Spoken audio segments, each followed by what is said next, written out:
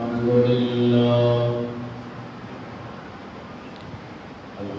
لله وكفى وسلام على عباده الذين اصطفى خصوصا على سيد الرسل وخاتم الأنبياء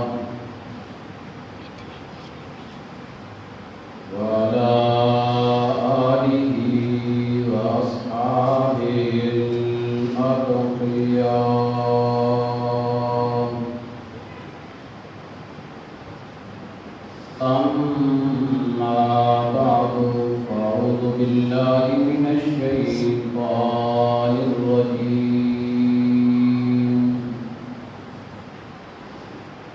بسم الله الرحمن الرحيم.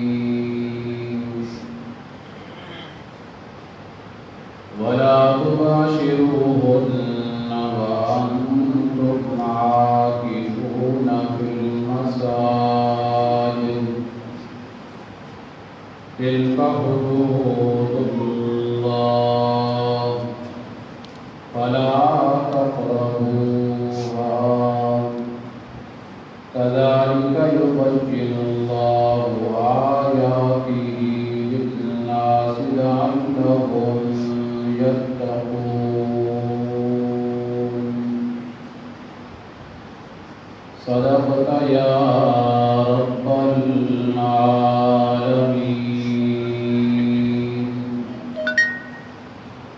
اللهم صل على سيدنا ومولانا محمد وعلى آل سيدنا ومولانا محمد وبارك وسلم ثم صل عليه. رب اشرح لي صدري ويسر لي أمري واحلل عقدة من لساني يفقهوا قولي. يا رب زدني علما يا رب زدني علما يا رب زدني علما. سبحان ربك رب العزة عما يصفون وسلام على المرسلين والحمد لله رب العالمين.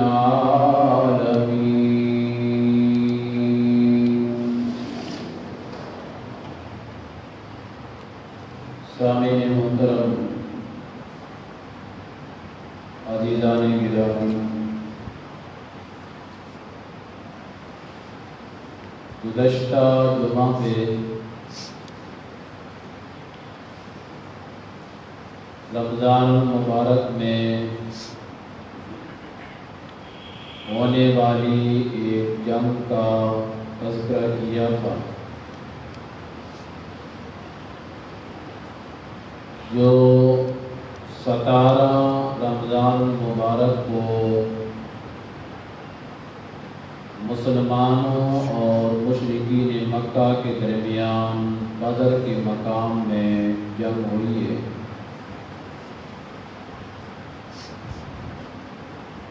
اس جنگ کے 2 دن بعد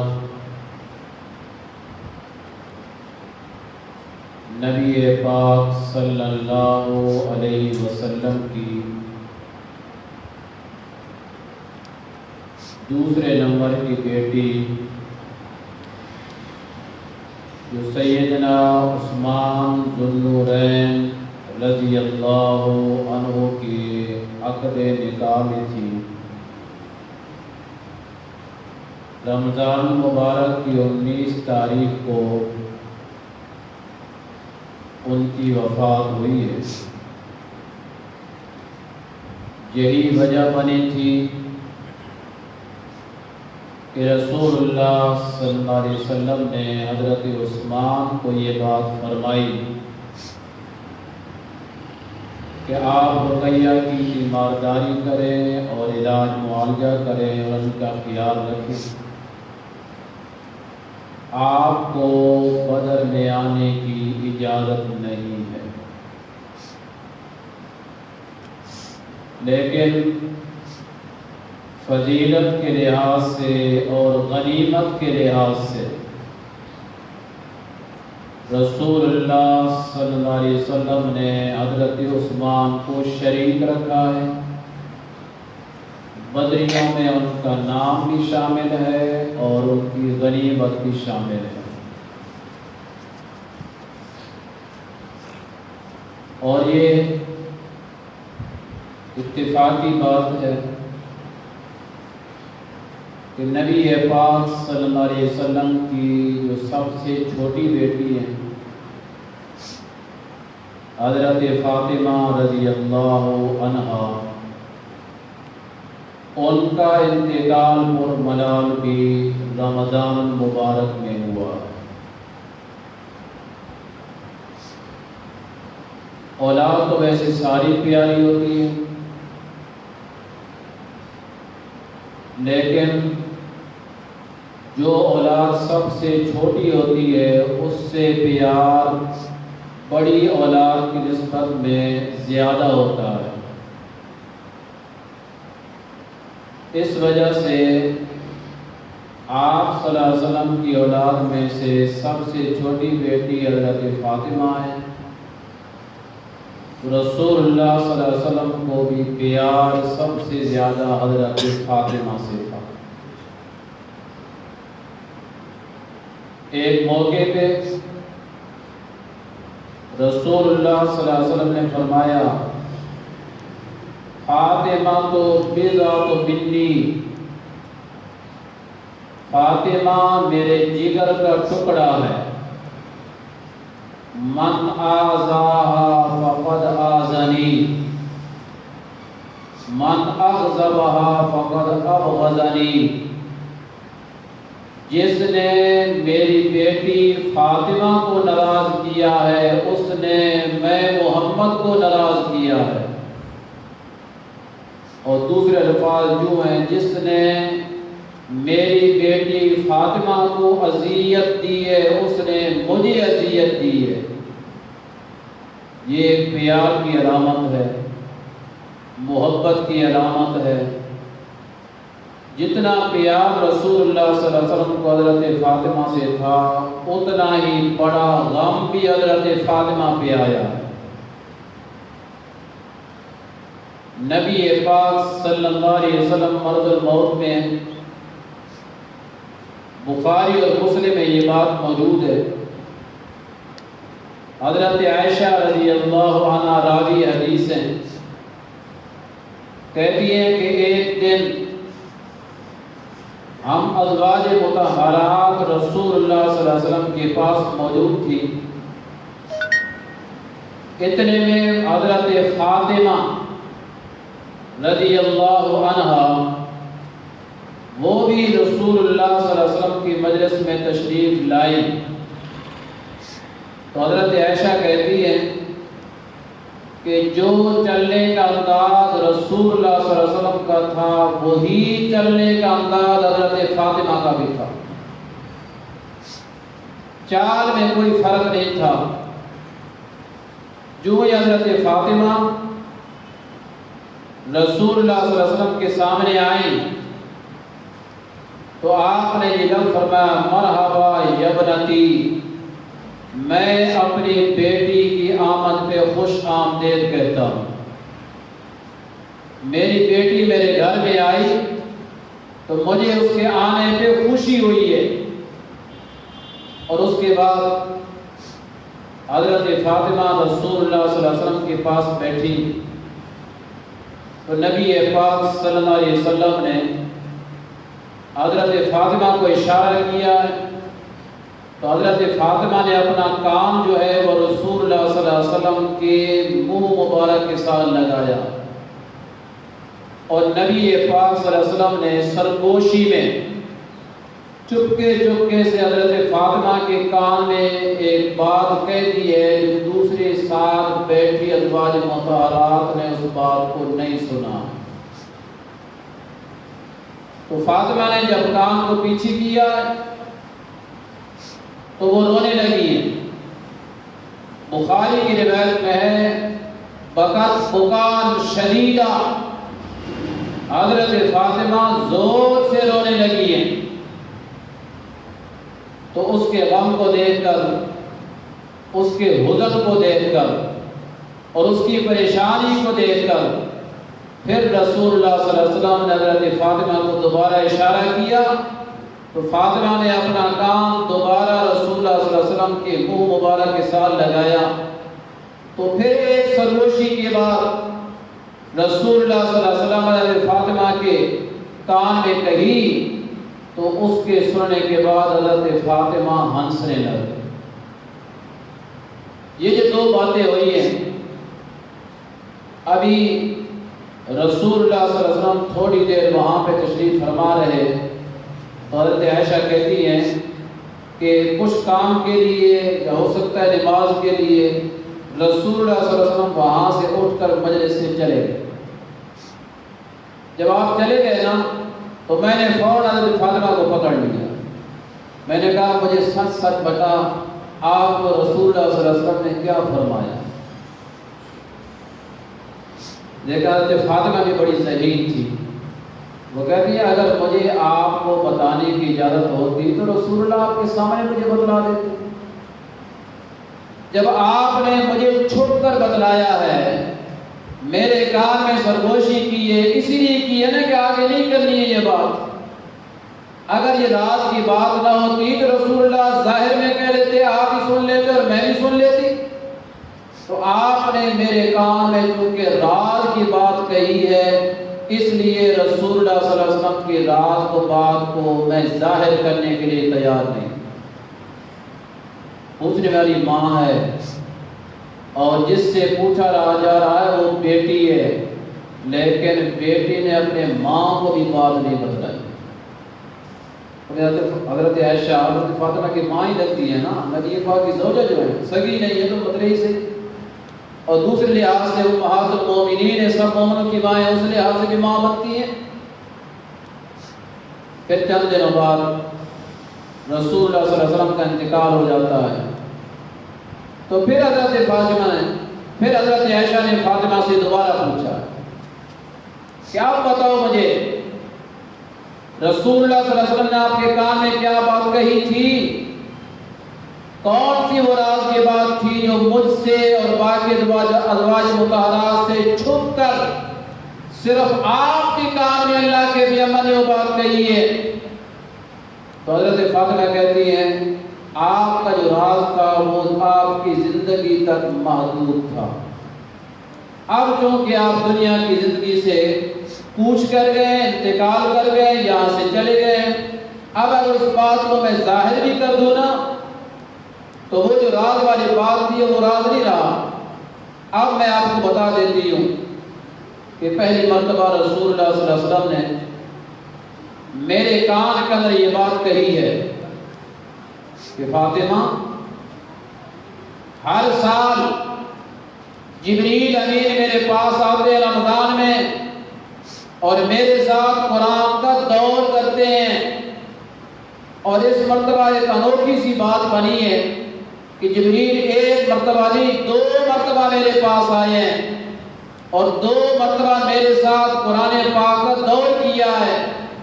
مجھے اس سے یہ اندیشہ لگ رہا ہے کہ میری موت کا وقت بالکل قریب ہے۔ میں یہ سمجھتا ہوں جو انداز بتا رہا تھا حضرت جبریل کا کہ میری موت کا وقت قریب ہے، یہ بات جب رسول اللہ صلی اللہ علیہ وسلم نے میرے کان میں کہی تو مجھے رونا آ گیا کہ اب رسول اللہ صلی اللہ علیہ وسلم ہم سے جانے والے ہیں، ہمارا ساتھ چھوڑنے والے ہیں، اس دنیا سے جانے والے ہیں۔ کل تک جو میرے سر پہ شفقت کا ہاتھ رکھنے والے تھے، پھر وہ شفقت کا ہاتھ مجھے اب نہیں ملے گا، اس لیے مجھے رونا آ گیا۔ پھر نبی پاک صلی اللہ علیہ وسلم نے دوبارہ میرے کان میں یہ بات کہی کہ فاطمہ کیا آپ کو یہ بات پسند نہیں ہے کہ کل قیامت کے دن تو تمام جنت کی عورتوں کی سردار بن جائے؟ کیا تجھے یہ بات پسند نہیں تو کل قیامت کے دن تمام مومنوں کی عورتوں کی سردار بن جا؟ تو حضرت فاطمہ نے کہا مجھے یہ بات پسند ہے۔ تو آپ نے فرمایا فاتق اللہ واصبری، پھر اللہ سے ڈرتے رہنا اور میرے بعد صبر سے کام لینا ہے، بے صبری کا اظہار نہیں کرنا۔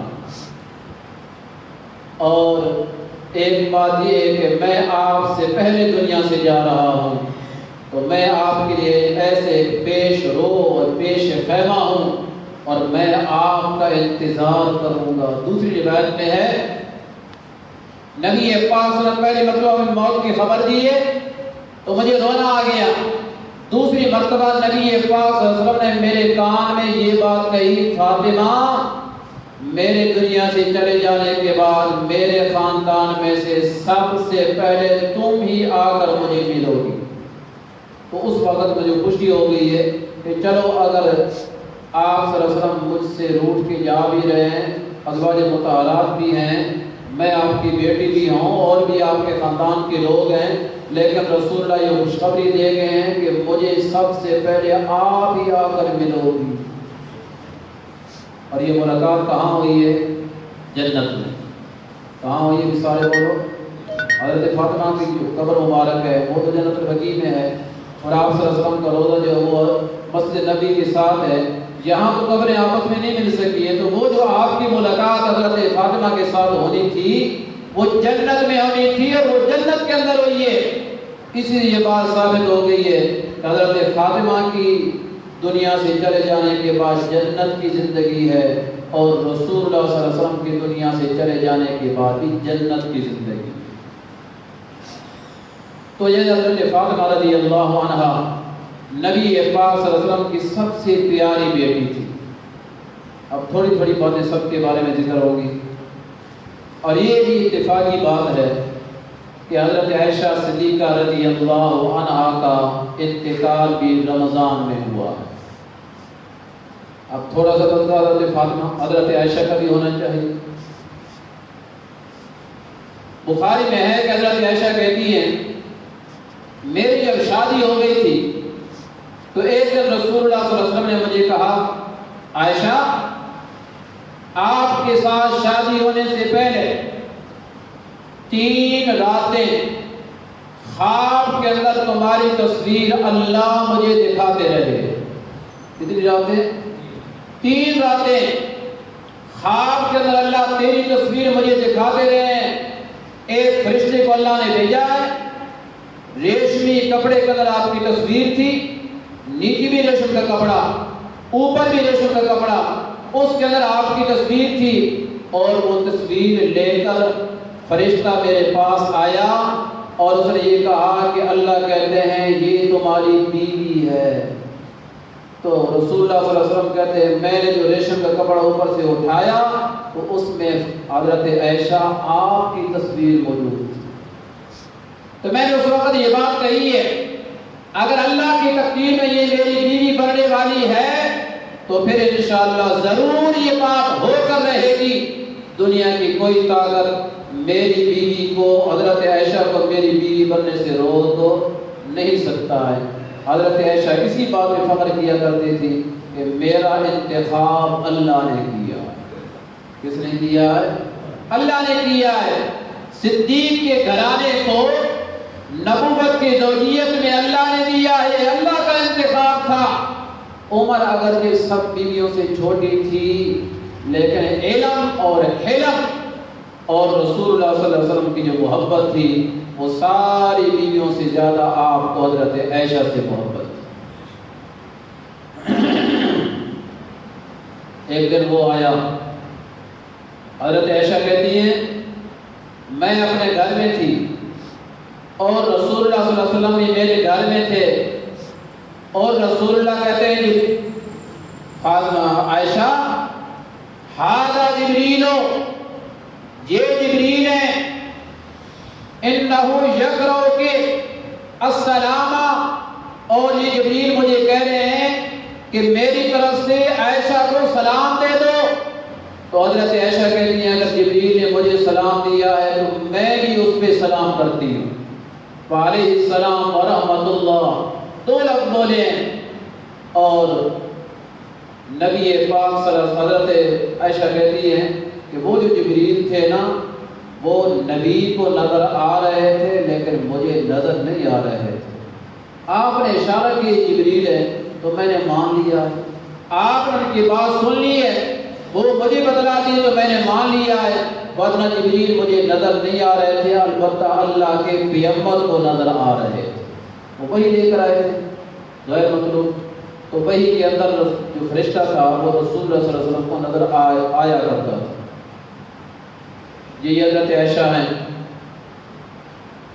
ایک لمبا چوڑا قصہ بیان کرتی ہیں اپنا کہ صحابہ کرام رضوان اللہ تعالی علیہم اجمعین جس طرح رسول اللہ کو میرے ساتھ سب سے زیادہ محبت تھی بیویوں میں سے, اسی طرح صحابہ کرام کو ازواج مطہرات میں سے عائشہ کے ساتھ زیادہ محبت تھی.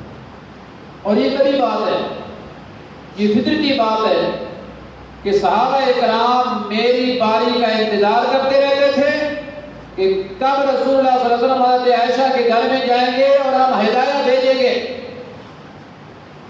ویسے آپ صلی اللہ علیہ وسلم کی جو بیوی تھی نا ان کے 2 گروپ تھے, یہ بخاری کے باب موجود ہے تو میں اپنی طرف سے نہیں کہہ رہا.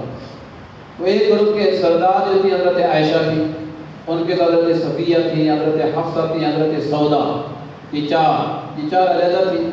اور باقی جتنی تھی ان کی سردار جو تھی حضرت ام سلمہ رضی اللہ عنہا, وہ باقی علیحدہ رہتے تھے.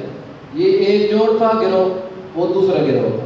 ان کے آپس میں مشورے ہوتے تھے, ان کے آپس میں مشورے ہوتے تھے. اب حضرت عائشہ رضی اللہ عنہا کے گھر میں جب ہدایت زیادہ آنے لگے تو ظاہر ہے یہ تبھی فطرت ہوتی ہے بیویوں کے اندر بھی, اور صرف نازک ہے, وہ دوسرے کو برداشت نہیں کر سکتی, خصوصاً وہ سو کریں. حضرت ام سلمہ رضی اللہ عنہا کو دوسری بیویوں نے یہ کہا ہے کہ آپ رسول اللہ سے یہ بات کریں کہ اپنے صحابہ کو سمجھا دو کہ فاطمہ حضرت عائشہ کی باری کا انتظار نہ کیا کریں, اللہ کے پیغمبر جس کے گھر کے اندر موجود ہوں وہاں ہدایت بھیج دیا کریں. ام سلمہ رضی اللہ عنہ نے نبی علیہ السلام نے یہ بات کی ہے تو آپ صلی اللہ علیہ وسلم نے فرمایا فلا تؤذینی فی عائشہ, ام سلمہ مجھے عائشہ کے بارے میں تکلیف مت دو, مجھے عائشہ کے بارے میں تکلیف مت دو. اور اگلی جو بات رسول اللہ صلی اللہ علیہ وسلم نے فرمائی ہے تو آپ نے کمال کر دیا. آپ نے فرمایا تم جتنی بیویاں جتنے میرے گھر ہیں وہ سب میرے بستر ہیں, میں سب کے گھروں میں جاتا ہوں, رہتا بھی ہوں, لیکن اتنی زندگی جو میری نبوت کی گزر چکی ہے کسی کے بستر پہ کبھی اللہ کی طرف سے وحی نازل نہیں ہوئی ہے. صرف عائشہ کے بستر پہ میں ہوتا ہوں تو جبریل وحی لے کر آ جاتا ہے. اس لیے حضرت عائشہ کو ایک علیحدہ مقام اللہ نے دے رکھا ہے جو آپ کا وہ مقام نہیں ہے. اسی وجہ سے مجھے عائشہ سے محبت ہے, دین کی نسبت کی وجہ سے, کہ حضرت عائشہ ساری نبی کی بیویوں میں سے سب سے زیادہ فقیہ, سب سے زیادہ علم والی, سب سے زیادہ حلم والی. اور تو اور رہے صحابہ کرام کو بھی جب کسی مسئلے کی ضرورت پڑتی اور ان کے پاس مسئلے کا علم نہ ہوتا تو وہ کسی اور طرف جانے کے بجائے حضرت عائشہ کا دروازہ کھٹکھٹاتے تھے اور انہیں یقین ہوتا تھا اس مسئلے کے بارے میں اور کسی کے پاس علم ہوگا یا نہیں, حضرت عائشہ کے پاس ضرور علم ہوگا. اور کئی مسائل فیصلہ لے کر حضرت عائشہ کے پاس آیا کرتے تھے. اور حضرت عائشہ نے اپنے حجرے کے اندر, اپنے اس گھر کے اندر علیحدہ ایک جگہ مقرر کی تھی, پردہ ڈالا ہوا تھا, کیونکہ کثرت کے ساتھ صحابہ آپ سے مسائل پوچھنے کے لیے آتے, وہ پردے میں بیٹھ جاتے اور پردے میں حضرت عائشہ سے مسائل پوچھتے اور حضرت عائشہ ان کو مسائل بتاتی تھی. اس سے یہ بات ثابت ہو گئی کہ کسی عورت سے بھی اگر مسئلہ پوچھنے کی نوبت آ جائے شریعت کا تو پوچھا جا سکتا. ویسے تو عورت کا جو آواز ہے وہ بھی شریعت میں شرمگاہ ہے, نگیج ہے, اس کا بھی پردہ ہے, لیکن اگر شریعت کا مسئلہ پوچھنا ہے تو مسئلے پوچھنے میں گنجائش ہے. اگر یہ گنجائش نہ ہوتی تو کبھی بھی صاحب حضرت عائشہ سے بات نہ کرتے. لیکن بارہا مسائل پوچھے. لیکن ام سلمہ رضی اللہ عنہ کی جو گروپ تھا ان کو پھر بھی چین نہیں آیا.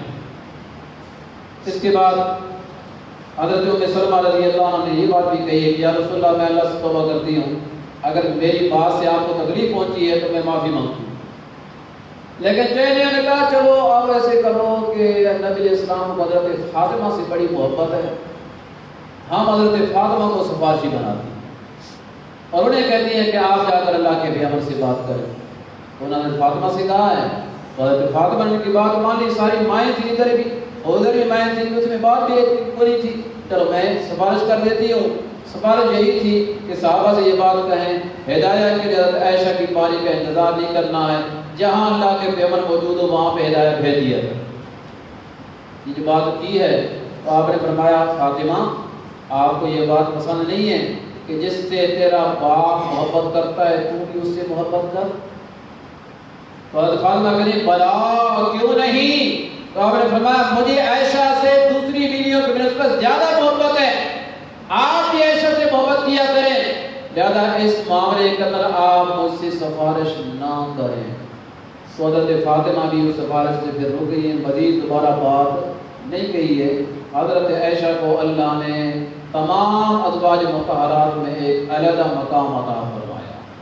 ذالک فضل اللہ یؤتیہ من یشاء.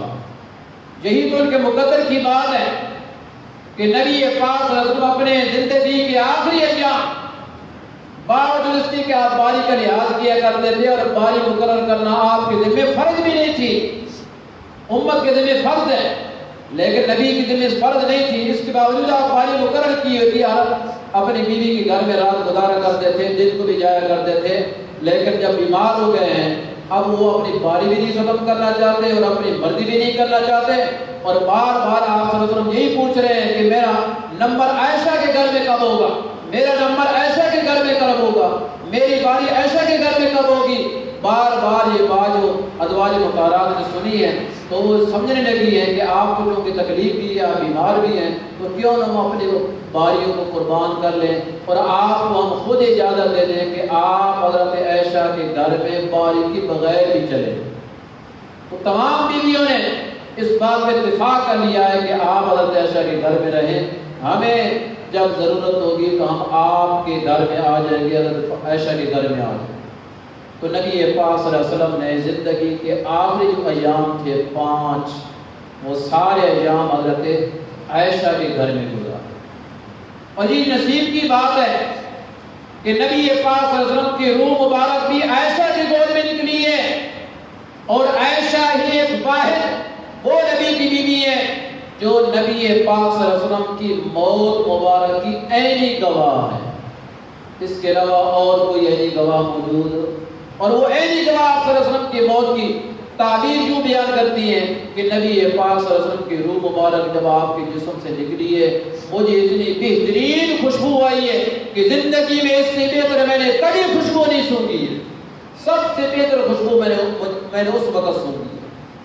اور نبی پاک صلی اللہ علیہ وسلم کی وہ 2 چادریں جن میں آپ کی روح مبارک منتقل ہوئی تھی, انتقال ہوا تھا, ایک دن فاطمہ حضرت عائشہ لے کر باہر آئی اور آپ نے فرمایا یہ 2 چادریں ہیں, ان 2 چادروں کے اندر رسول اللہ صلی اللہ علیہ وسلم کی روح کو اللہ نے قبض کیا تھا, اور وہ حضرت عائشہ نے اپنے پاس سنبھالی ہوئی تھی, نشانی کے طور پہ رکھی ہوئی تھی. اب طلبا رمضان مبارک کا آخری عشر آنے والا ہے, کچھ تذکرہ اعتکاف کے متعلق کرنا. اعتکاف کی 3 قسمیں, ایک اعتکاف واجب ہے, ایک اعتکاف سنت ہے, اور ایک اعتکاف مستحب. واجب اعتکاف یہ ہوتا ہے کہ کوئی بندہ نظر مان کر اپنے ذمے اعتکاف کو واجب کر دے. نظر کی پھر آگے 2 صورتیں, ایک نظر معلق ہوتی ہے, ایک نظر منجز ہوتی ہے. نظر معلق یہ ہے کہ کسی کام کے ساتھ اپنی نظر کو معلق کر دیا ہے, لٹکا دیا ہے, ملا دیا ہے, ٹچ کر دیا ہے.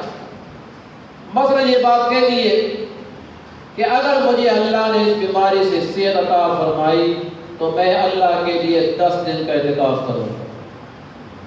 اگر اللہ نے اسے صحت دے دیے تو اب اس کو 10 دن کا اعتکاف بیٹھنا واجب ہو گیا۔ اور نظر منجز یہ ہوتی ہے کہ جس میں کسی نظر کو کسی کام کے ساتھ معلق نہیں کرنا ہے، بلکہ ویسی نظر مان لیں گے للہ علیہ اعتکاف، مجھ پہ اللہ کے لیے اعتکاف واجب ہے۔ جو لفظ کہہ دے گا تو اس جتنے دنوں کا اعتکاف اس نے نیت کی ہے یا نام لیا ہے اتنے دنوں کا اس کے اوپر اعتکاف واجب ہو گیا۔ جو اعتکاف واجب ہے، جس کی اس نے نظر مانی ہے، اسے مسئلے کا پتہ تھا یا نہیں تھا، بہر صورت اس کے ذمے جتنے دنوں کا اعتکاف مانا ہے اتنے دنوں کے روزے بھی آ گئے، اتنے دن، اتنی راتیں اور اتنے روزے، بغیر روزے کے اعتکاف نہیں ہوتا۔ کسی نے مہینے کا اعتکاف مان لیا ہے تو مہینہ صاحب روزے بھی رکھنے پڑیں گے، رات اور دن وہ سارے ایک مہینے کے اس جگہ پہ گزارنے جس جگہ پہ نظر مانی ہے۔ یہ اعتکاف واجب، یہ اللہ کی طرف سے واجب نہیں ہے، نہ رسول اللہ صلی اللہ علیہ وسلم نے واجب کیا ہے، یہ نظر مان کر بندہ اپنے ذمہ خود واجب کر لیتا ہے، اور ویسے نظر ماننی جائز ہے، لیکن سوچ سمجھ کر نظر مانا کرو، وہ لفظ بولو اور وہ بات کو جس پہ پورے اتر سکو۔ یہ نہ کہ پہلے ایک جذبے اور جوش کے ساتھ نظر مان لیں اور بعد میں پریشان ہو کر بیٹھ جائیں کہ اب میں کیا کروں، پھر مسئلے پوچھنا شروع کر دیتے ہیں کہ گنجائش نکلے۔ گنجائش کیا کرے؟ مسئلہ پہلے پوچھنا تھا اور عمل بعد میں کرنا تھا۔ اب مسلمانوں کا حال یہ ہے کہ عمل پہلے کر دیتے ہیں، مسئلہ بعد میں پوچھتے ہیں۔ طلاق پہلے دے دی نا، بھڑاس نکالی رج کے 2-4 اکٹھیاں ٹھوکیاں، پھر نسے مولوی کے پاس سے ہم کو ادھر گنجائش نکلے ادھر گنجائش نکلے۔ مسئلہ پہلے پوچھنا تھا کہ طلاق دینے کا طریقہ کیا ہے جس میں مسئلہ بھی حل ہو جائے اور گنجائش بھی نکل آئے۔ عمل پہلے کر دیتے ہیں، مسئلے بعد میں پوچھنا شروع کر دیتے ہیں۔ تو نظر جو ہے یہ اللہ کا حکم ہے، وَلْيُوفُوا نُذُورَهُمْ، اپنی نظروں کو پورا کرو۔ نظر مانے کے اندر جو اختیار ہے، مانو یا نہ مانو، لیکن جب نظر مان لی ہے اب اس کو اللہ کا حکم آ گیا، اس کو پورا کرنا ضروری ہو گیا۔ دوسرا ہے اعتکاف سنت الکفایہ، جو رسول اللہ صلی اللہ علیہ وسلم اپنی زندگی میں رمضان کے روزے فرض ہونے کے بعد جتنے رمضان آئے ہیں ان سب رمضان میں آپ صلی اللہ علیہ وسلم نے وہ اعتکاف فرمایا ہے۔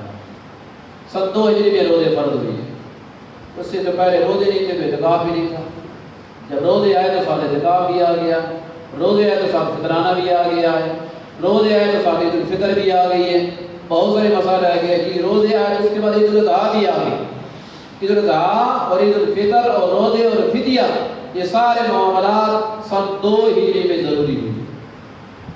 تو 2 ہجری میں جب رمضان مبارک آیا اس کے بعد سے لے کر وفات تک حضرت عائشہ صدیقہ طاہرہ طیبہ رفیقہ رضی اللہ عنہا کہتی ہے، دیکھا علم دیکھو حضرت عائشہ کا، کہتے رسول اللہ صلی اللہ علیہ وسلم مسلسل اعتکاف کرتے رہے رمضان کے آخری عشرہ میں، حتیٰ قبضہ اللہ، حتیٰ کہ اللہ تعالیٰ نے رسول اللہ صلی اللہ علیہ وسلم کی روح مبارک کو قبض کر لیا، یعنی آپ پہ موت مبارک آ گئی، آپ کا انتقال ہو گیا۔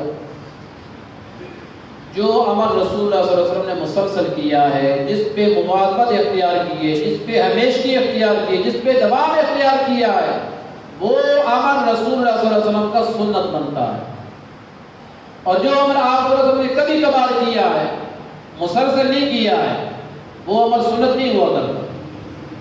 جائز تو ہو جاتا ہے وقتی ضرورت کے لیے، لیکن وہ عمل سنت نہیں ہے۔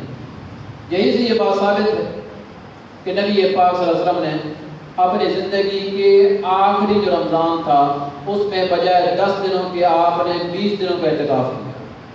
کتنے دنوں کا؟ سارے بولو، 20 دنوں کا اعتکاف کیا ہے، لیکن سنت 10 دن۔ سنت کیا ہے؟ اب بھی پوری امت کا اسی بات پہ عمل ہے اور ائمہ اربعہ کا اس پہ اتفاق ہے کہ سنت اعتکاف ہے وہ صرف 10 دن ہے، لیکن زندگی میں ایک مرتبہ جو آخری آپ کا رمضان تھا وہ آپ صلی اللہ علیہ وسلم نے 20 دن کا اعتکاف کیا ہے، لیکن 20 دن کا اعتکاف کرنا سنت نہیں ہے۔ البتہ جواز ثابت ہو گیا ہے اور ایک ہمارے پاس ثبوت آ گیا ہے کہ 10 دن سے زیادہ اگر وہ اعتکاف کرنا چاہتا ہے تو کر سکتا ہے، کیونکہ رسول اللہ نے کیا ہے، بدعت نہیں ہوگا، ثبوت آ گیا۔ لیکن سنت وہی ہے 10 دن کا اعتکاف۔ اور بھی بہت سارے ایسے عمل ہیں جو آپ صلی اللہ علیہ وسلم نے اپنی سنت سے ہٹ کر بھی ایک مرتبہ یا 2 مرتبہ کر لی، وہ تو سنت نہیں ہے۔ ایک مرتبہ کے واقعہ ہے کہ رسول اللہ صلی اللہ علیہ وسلم نے کھڑے ہو کر پیشاب فرمایا، سمجھ آ رہی بات؟ تو کھڑے ہو کر پیشاب کرنا سنت ہے؟ سارے بولو۔ کیونکہ آپ کا ہمیشہ کا جو عمل ہے، مسلسل جو عمل ہے، وہ کیا ہے؟ بیٹھ کر پیشاب کر۔ تو ایک مرتبہ مجبوری کی وجہ سے اگر آپ فرض میں کھڑے ہو کر پیشاب کر لیا تو کوئی کہے جی کھڑے ہو کر پیشاب کرنا سنت ہے، حدیث لے کر آ جائے لوگوں کو گمراہ کرنا شروع کر دے، تو اس کے دماغ کا علاج کرانا چاہیے۔ نبی پاک صلی اللہ علیہ وسلم جو کھڑے ہو کر پیشاب کیا، اس کے ایک عذر تھا، آپ صلی اللہ علیہ وسلم گرے تھے اور آپ کے گھٹنے میں چوٹ لگ گئی تھی، سنن بہقی کے اندر یہ بات موجود ہے۔ تو آپ کا یہ گھٹنا جو ہے نا وہ کلوز نہیں ہوتا تھا، بند نہیں ہوتا تھا، چند دن آپ صلی اللہ علیہ وسلم مسجد میں نماز پڑھنے کے لیے بھی نہیں آ سکتے۔ تو جب گھٹنا یہ کلوز ہی نہ ہو، بند ہی نہ ہو، تو انسان کیسے بیٹھے؟ اس مجبوری کی وجہ سے آپ صلی اللہ علیہ وسلم نے کھڑے ہو کر پیشاب کیا ہے۔ البتہ اتنی بات ثابت ہوگی کہ اگر مجبوری سے وہ کھڑے ہو کر پیشاب کر لیتا ہے تو گناہ کوئی نہیں۔ بات سمجھ آ رہی ہے؟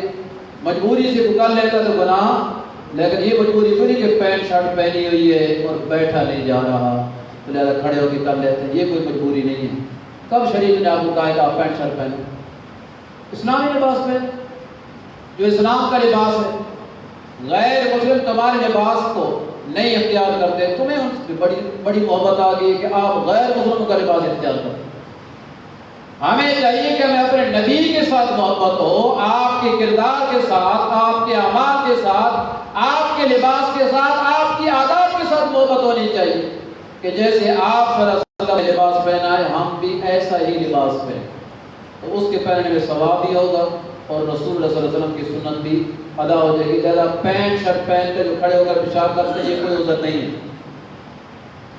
بات ایک اتفاقی ذہن میں آ گئی ہے، جب بشائی خطیب گزرے ہیں مولانا عبد القادر آزاد رحمۃ اللہ علیہ، سب کہتے ہیں رحمۃ اللہ علیہ، بڑے آدمی تھے، بڑا علم تھا ان کے پاس اور بڑی ان کو اللہ نے زبانیں عطا کی تھی، 17 زبانیں وہ بول سکتے تھے، اتنا عبور تھا زبان کو۔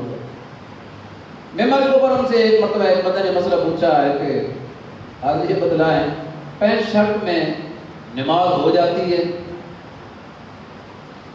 تو حضرت نے یہ جواب دیا ہے کہ پینٹ شرٹ میں تو نماز پڑھنے کا الٹا زیادہ ثواب ہے۔ وہ کیسے کرتے؟ وہ بیچارے سجدہ بڑی مشکل سے کرتے، وہ بیچارے سجدہ بڑی مشکل سے کرتے، انہوں نے تبدیل جواب دیا ہے، ان کو تو زیادہ ثواب ملنا چاہیے، بیچارے بڑی مشکل سے سجدہ کرتے ہیں۔ اور بھائی وہ لباس پہننے کی ضرورت کیا ہے؟ جس لباس میں انسان کے اعضاء نظر آتے ہیں، شرمگاہ کی بناوٹ نظر آتی ہے، وہ لباس نہیں ہے۔ اللہ نے قرآن کے اندر کیا یا بنی آدم قد انزلنا علیکم لباسا یواری سوآتکم وریشا، اے بنی آدم ہم نے تمہارے لیے لباس کو نازل کیا ہے۔ پہلا کام لباس کا یہ ہے کہ وہ تمہارے نگیز کو، شرمگاہ کو چھپا لے، یواری سوآتکم، تمہاری شرمگاہ کو چھپا لے، یہ پہلا مطلب مقصد ہے لباس پہننے کا۔ وریشا دوسرا مقصد خوبصورتی ہے، زیب و زینت ہے، لیکن پہلا مقصد کیا ہے؟ سارے بولو پہلا مقصد کیا ہے؟ شرمگاہ کو چھپانا۔ جو لباس شرمگاہ کو نہیں چھپا رہا وہ لباس نہیں ہے، وہ جہالت ہے، وہ عیاشی ہے، وہ بدکاری ہے، وہ بے غیرتی اور بے حیائی ہے۔ جس لباس کے اندر بناوٹ اعضاء کی نظر آ رہی ہے، چاہے وہ عورت پہنے چاہے وہ مرد پہنے، شریعت میں وہ کوئی لباس نہیں، وہ بے حیائی کا لباس ہے جس میں جسم کی بناوٹ نظر آتی ہے، پیچھے سے سارا پیشہ نظر آ رہا ہوتا ہے، فقر سے چل رہے ہوتے ہیں، ہم لباس پہن کے جا رہے ہیں، یہ کون سا لباس ہے؟ تو جس لباس کا شرمگاہ نظر آ رہی ہے تو پچھلی کی نماز ہو جائے گی۔ لا حول ولا قوت الا باللہ۔ تو اعتکاف کے اندر جو ہے بات اعتکاف کی چل رہی تھی، رسول اللہ صلی اللہ علیہ وسلم نے جو ہمیشہ اعتکاف فرمایا ہے وہ 10 دن کا اعتکاف فرمایا ہے، وہ سنت کفایہ کا مطلب یہ ہے کہ چند لوگ اگر وہ اعتکاف بیٹھ جائیں گے تو سب کی طرف سے وہ سنت ادا ہو جائے گی۔ اگر اس مسجد کے متعلقین میں سے کوئی بندہ بھی مسجد میں اعتکاف نہیں بیٹھا تو سنت کے ترک پر اس کا وبال سارے لوگوں پر پڑ جائے گا۔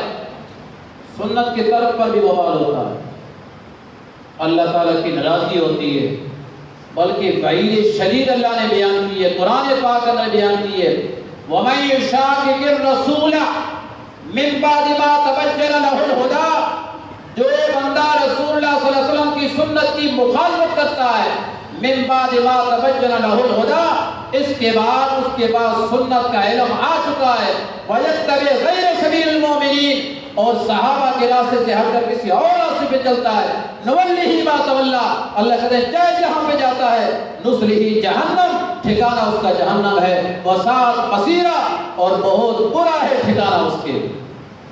لہذا سنت رسول کے خلاف کرنے کی اجازت۔ در مختار کا اندر بات موجود ہے، فتوی کی کتاب فقہ حنفی کی، کہ جو انسان دائمی طور پہ رسول اللہ صلی اللہ علیہ وسلم کی کسی ایک سنت موقدہ کو چھوڑ لیتا ہے، کل قیامت کے دن وہ اسی طرح مجرم ہوگا جس طرح کہ واجب کا مجرم ہوتا ہے، اور اللہ تعالیٰ اسے سزا دیں گے۔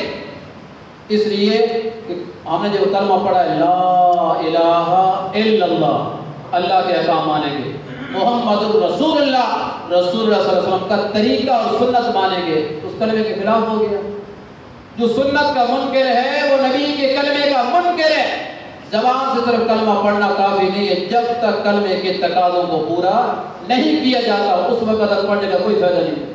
کلمہ ہی پڑھ لیا ہے اور جو جہان کے لطف لفظ وہی یہودی ہمارے کرتا چلا جا رہا ہے، اس کلمے پڑھنے کا کیا فائدہ ہوگا؟ نبی پاک صلی اللہ علیہ وسلم فرمایا من احب سنتی فقد احبنی، اور نبی کی محبت کا دم بھرنے والوں، نعرہ لگانے والوں، رسول اللہ صلی اللہ علیہ وسلم کا بیان کیا وہ یہ قول اور فرمان ہے۔ آپ نے فرمایا من احب سنتی، مجھ سے محبت کرنے کا معیار یہ ہے کہ میری سنت سے محبت کرو۔ کس سے محبت کرو؟ من احب سنتی، جس نے میری سنت سے محبت کی ہے، فقد احبنی، اسی نے حقیقی معنی میں مجھ سے محبت کی ہے، ومن احبنی کان معی فی الجنہ، اور جس نے حقیقی معنی میں مجھ سے محبت کر لی ہے وہ کل قیامت کے دن جنت میں میرے ساتھ کھڑا ہوگا۔ لیکن یہ ساتھ کھڑا ہونا کوئی آسان نہیں ہے، صرف ایک سنت نہیں، نبی کی جمیع سنتوں پہ عمل ہوگا، کما حقہ، جس طرح رسول اللہ صلی اللہ علیہ وسلم نے دنیا میں کیا ہے، پھر رسول اللہ کی صحبت ملے گی۔